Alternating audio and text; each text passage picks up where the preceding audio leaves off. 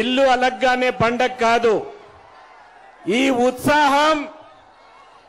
ఉత్సాహం మే 13వ తేదీ వరకు ఖచ్చితంగా తీసుకొని పోవాల్సిన అవసరం ఉన్నది. ఈ ఒక పక్క మోడీ గారి నాయకత్వంలో కేంద్రంలో, రాష్ట్రంలో చంద్రబాబు గారి నాయకత్వంలో ఖచ్చితంగా 2 ప్రభుత్వాలు రావాల్సిన అవసరం ఈ దేశానికి, ఈ రాష్ట్రానికి అవసరంగా మారిందనేది స్పష్టంగా తెలియజేస్తున్నాను. నేను కూడా ముఖ్యమంత్రిగా పనిచేశాను, పరిపాలన తెలిసిన వాడిని. ఇంత దరిద్రమైన పరిపాలన నా జీవితంలో నేను చూడలేదు. ఇక్కడ తండ్రి కొడుకులు ఉన్నారు, ఒకరు మంత్రి, ఒకరు ఎమ్మెల్యే, ఒకరు ఎంపీ.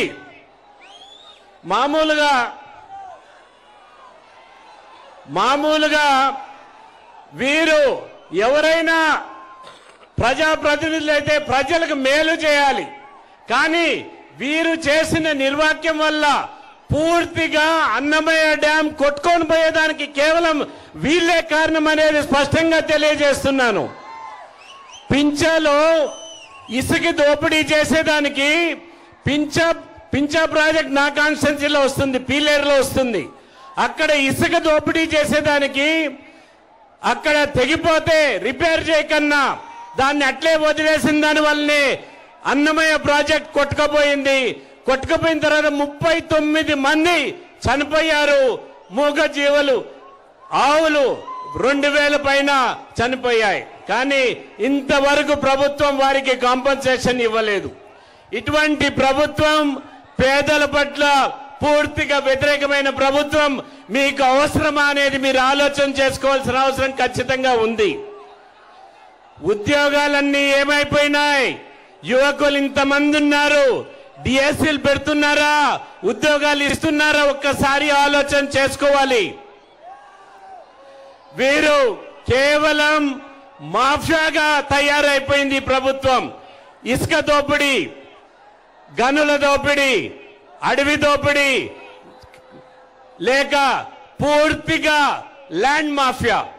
ఈ మాఫియాల్లో ఈ ఎంపీ, ఈ మంత్రులు వీళ్ళంతా చిక్కుకుపోయారనేది స్పష్టంగా తెలియజేయడం జరుగుతా ఉంది. మీకు పవర్ స్టార్ అని ఎట్లయ్యాడు తెలుసా?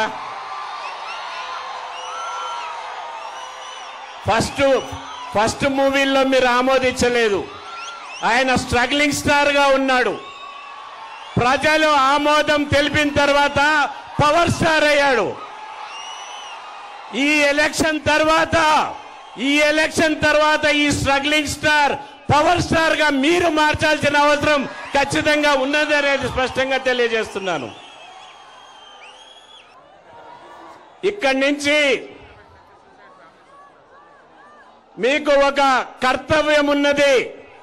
ప్రత్యేకంగా రాజంపేట పార్లమెంట్ సభ్యుణ్ణి ఓడించే కర్తవ్యం మీ పైన ఉన్నది. 150 మంది పనికిరాని వాళ్ళను, స్మగ్లర్లను తీసుకొని పిఠాపురం పోయి పవన్ కళ్యాణ్ గారిని ఓడిస్తాడంట ఈ ఎంపీ.